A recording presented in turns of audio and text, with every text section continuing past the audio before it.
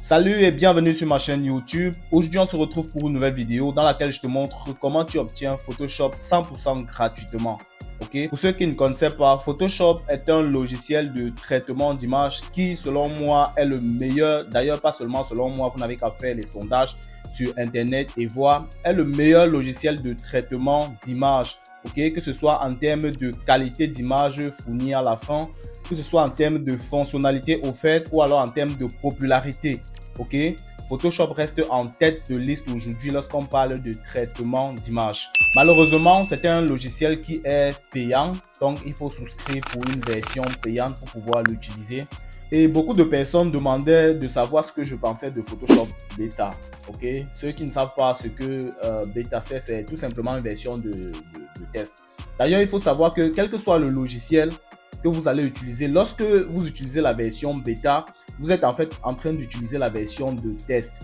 Par exemple, Adobe a mis en place la version Photoshop Beta tout simplement pour que les utilisateurs testent le logiciel, ok, les nouvelles fonctionnalités du logiciel et puis leur faire un retour pour qu'ils voient comment ils peuvent améliorer le logiciel. Donc, ce n'est pas une version finie, c'est une version qui peut comporter encore potentiellement des bugs.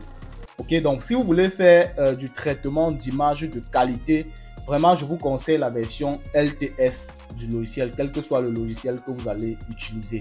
Dans cette vidéo, je vais vous montrer comment est-ce que vous allez utiliser une copie conforme de Photoshop en version LTS sans avoir besoin de télécharger aucun logiciel. Comment est-ce que tu pourrais l'utiliser gratuitement et de façon tout à fait légale. On va donc rapidement passer à mon écran pour que je vous montre de quoi il s'agit concrètement. Tá ligado como que essa bitch me avistou. Chegou perto e perguntou na intenção de querer o telefone. Sabe, eu sou sujeito, ela tem peito gigante. Sei que ela não vai. Donc les amis, comme d'habitude, vous allez commencer par vous rendre dans votre navigateur et puis vous allez ouvrir Google. Vous allez entrer dans la barre de recherche de Google Photopea. Vous allez taper entrée et puis vous allez vous rendre dans le premier site-ci, c'est-à-dire vous allez cliquer sur ce premier lien www.photopea.com. ok, je vais donc cliquer dessus. On se retrouve donc dans la page d'accueil de Photopea. Je vais commencer par rappeler qu'il peut arriver que la page qui s'ouvre à vous ne soit pas en français. Ok, pour cela vous allez tout simplement, si c'est le cas chez vous, en fait vous allez tout simplement cliquer ici sur plus, sur langue et puis vous allez choisir la langue qui vous correspond. Ok, Photopea est donc un moyen de traitement de texte qui est complètement gratuit et simple, ok, qui se passe en ligne dans votre browser. Vous n'avez pas besoin de télécharger d'application. Vous voyez, on n'a pas téléchargé d'application, donc évitez d'aller vous inscrire sur les pages où on va vous demander d'entrer vos coordonnées bancaires, même si on vous promet qu'on ne va pas vous débiter, rien n'est sûr. Ok, avec Photopea, je pense que vous pourrez faire tout ce que vous voulez faire avec Photoshop. Ok, tout comme Photoshop, Photopea nous donne également la possibilité soit de créer un nouveau projet, c'est-à-dire partir de zéro, soit d'ouvrir un projet à partir de son ordinateur. Ok, en haut à droite vous avez à propos, vous pouvez cliquer dessus pour lire un peu en ce qui concerne Photopea, avoir une petite description, une image de ce que c'est que Photopea. Ok, et puis si vous aimez bien la littérature, vous pouvez continuer de lire. D'accord, ce que nous on va faire ici, on va créer un nouveau projet, c'est-à-dire on va cliquer là sur nouveau projet. Mais avant je vais vous présenter, regardez tout en bas là, vous avez les différents formats qui sont supportés par Photopea. Ok, vous voyez que en tête là nous avons déjà Photoshop, on a également AI, on a XT. J'avoue que XT j'ai pas encore utilisé. Vous avez les formats PDF, vous avez RAW, vraiment un logiciel qui de traitement de texte qui ne supporte pas les formats RAW, ne sert pratiquement à rien en fait. Ok, vous avez n'importe quel, vous voyez à l'intérieur de n'importe quel on a les formats JPEG, on a PNG, ainsi de suite. C'est très important. D'accord, donc on va cliquer sur nouveau projet pour créer un nouveau projet. Vous voyez qu'on nous redirige maintenant sur l'espace proprement dit de travail de Photopea. Vous pouvez commencer à créer votre projet à partir d'un modèle prédéfini. Ok, vous pouvez sélectionner un modèle prédéfini ici pour commencer votre projet. À défaut, vous pouvez vous-même commencer un projet à partir de zéro, c'est-à-dire avec un calque blanc. Ok, pour cela, vous allez venir ici à gauche En haut à gauche, vous allez commencer par donner un nom à votre projet. Ok, on va dire par exemple, on va l'appeler par exemple projet 1. Ok, vous allez lui donner les dimensions. En sélectionnant là, vous pouvez lui donner par exemple 1300. Ok, c'est ce que généralement moi je fais.